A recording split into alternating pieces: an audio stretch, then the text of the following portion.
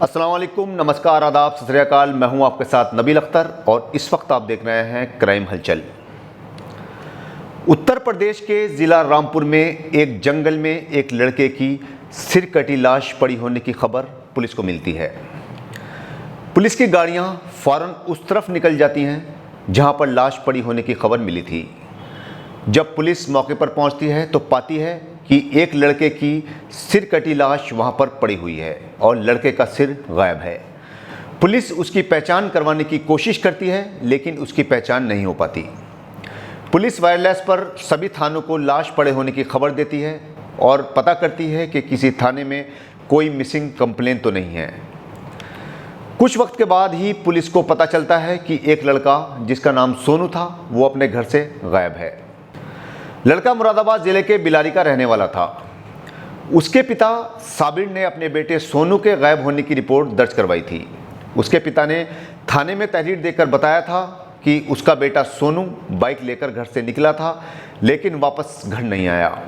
Police ने साबिर को phone करके बताया कि एक लड़के की लाश जंगल में पड़ी हुई मिली है, वो आकर उसको देखे कि कहीं वो उनका बेटा सोनू तो नहीं है।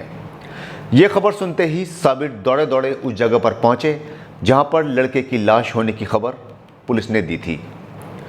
उन्होंने लाश को देखा, हालांकि उसका सिर नहीं था लेकिन फिर भी उसके कपड़ों और हाथ पैरों से उन्होंने उसकी पहचान सोनू के रूप में की।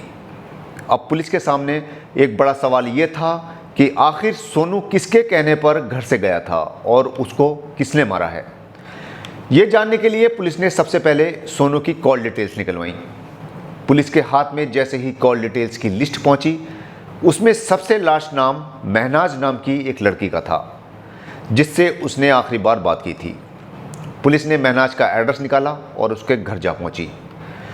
महनाज से बात की गई लेकिन महनाज पुलिस को इधर उधर की बातें बताती रही। उससे बातचीत करने के दौरान पुलिस को उसकी बात में झोल दिखाई दिए, जिसके बाद महनाज से सख्ती से पूछताछ की गई तो उसने पूरी कहानी पुलिस को सुना डाली। कहानी सुनकर पुलिस दंग रह गई और पुलिस ने सोनू हत्याकांड का पूरा खुलासा कर डाला। महनाज ने पुलिस को बताया कि वो ITI कर रही है। कॉलेज जाने के दौरान उसकी सोनू से मुलाकात हुई और ये दोनों दोस्त बन गए।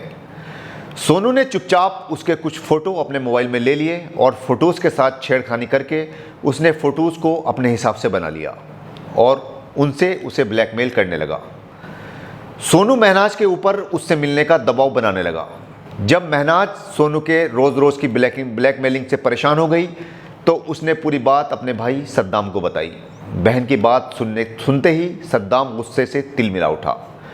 उसने ये बात अपने एक दोस्त को बताई और दोनों ने सोनू को सबक सिखाने का प्लान बना लिया। उन्होंने महनाज से सोनू को फ़ोन करवाया और 9 सितंबर को उसे मिलने के लिए सैफनी रोड पर बुला लिया। महनाज का फ़ोन सुनने के बाद सोनू उससे मिलने के लिए तैयार हो गया और सही वक्त पर महनाज की बताई गई जगह पर पहुंच गया। महनाज उसे बातें करते करते गन्ने के खेतों में ले गई जहां पर पहले से ही मौजूद सद्दाम और उसके दोस्त रिजवान ने पीछे से आकर उसे गिरा लिया और रस्सी से बांध दिया, जिसके बाद सद्दाम ने चाकू निकाला और सोनू का गला काट दिया। सोनू मौके पर ही ख़त्म हो गया। सोनू को मौत के घाट उतारने के बाद इन्होंने इसका सिर काटा और एक थैले में रख लिया। इसके बाद इन्होंने सोनू के कपड़े, चप्पल और उसका सिर ले जाकर ट्रैचिंग ग्राउंड में फेंक दिया और सबूत मिटाने के लिए सारे सामान को पेट्रोल डालकर जला दिया गया और मौके से ये लोग फरार हो गए। इन्होंने सोनू के मोबाइल को तोड़कर रास्ते में फेंका। इन्होंने सोनू की बाइक को पुल से कुछ दूरी पर छोड़ा। पुलिस इन तीनों को हिरासत में लेकर उस जगह पर ले गई जहां पर इन्होंने हादसे को अंजाम दिया था।